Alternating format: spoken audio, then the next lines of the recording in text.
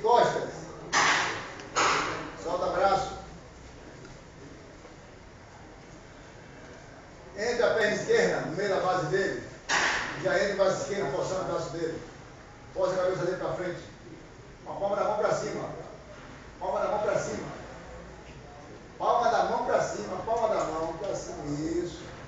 Vá com o outro braço agora. Trava aí. Trava aí agora. Agora desequilibra ele para trás. Bom. Vira vocês agora. Agora é a sua vez. Perna esquerda. Braço esquerdo. Força a cervical dele para frente. Entra com a direita, dá a trava em cima. Agora força ele, desequilibrando ele para trás. Virou. Perna direita, entra agora. Direita, entra braço. Vai. O outro braço, força a cervical, o outro braço entra. Dá a trava em cima. Quebra ele para trás. Vira. Vocês agora. Perna direita. Entra braço direito. Força a cabeça dele para frente. Palma da mão para cima. Dá a trava nele. Vai, força para trás. Pegou agora? Pronto. Cumprimento o colega. Alonga abraço.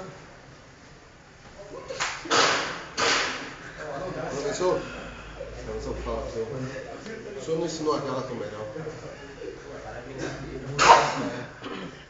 Agora faça a cada um.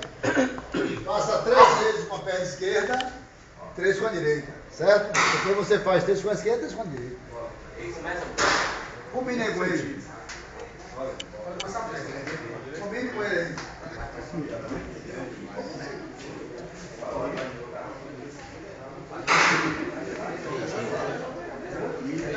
Vou botar o vídeo no YouTube, viu, galera? Vou botar o vídeo no YouTube, viu, pra vocês pegarem.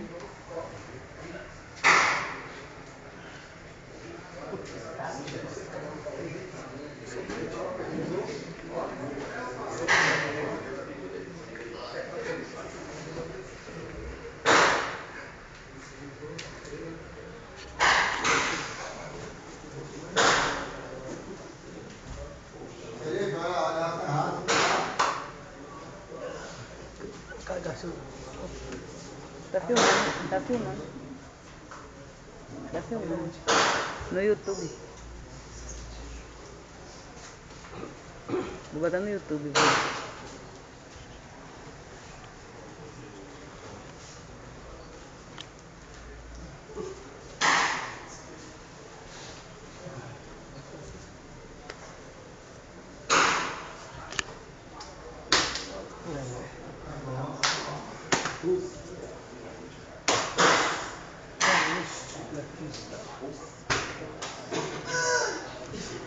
Que é isso?